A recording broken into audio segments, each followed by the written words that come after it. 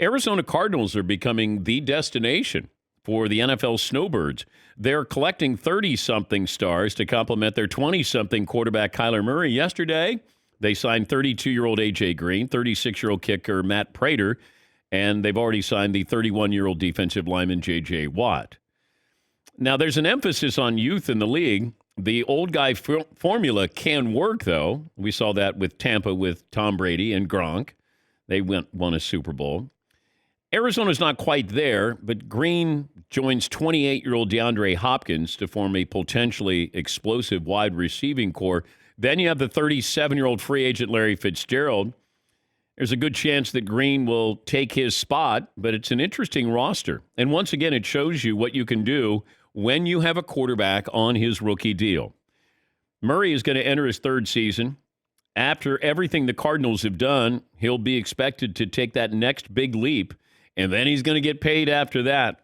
So it's an exciting offseason, but that just ramps up the pressure to win right now in the desert.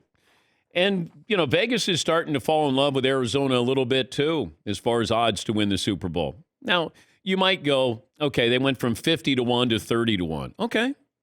But that doesn't mean they're not going to improve once the regular season starts. Once they get everybody together, it's a solid start. Tough division, but Arizona has done quite well. You start to look at winners in free agency. We love to hand out grades or who won and who lost. Cardinals, they lost Reddick, who was their best pass rusher last year. He signed a one-year deal. The Niners re-signing Trent Williams, that's great. That's not really free agency. Patriots, they brought in a lot of players. Chiefs got a couple of linemen. Kyle Long coming out of retirement. Joe Tooney. So they did okay. Right now, they're desperate for linemen. Kyle Long comes out of retirement, and he's a former Pro Bowl lineman, but they needed to do something on the offensive line. But free agency, when it comes to giving grades, and I'll give New England credit. They went after it this year. They normally don't. The Niners re-signing Trent Williams, okay, but they didn't do anything free agency-wise. I'm still trying to figure out what the Raiders are doing. Feels like they used to have a really good offensive line. You could make a case the best offensive line in football. That's not the case now. Unless they know something that these other teams don't know, but they were giving up starters on their offensive line.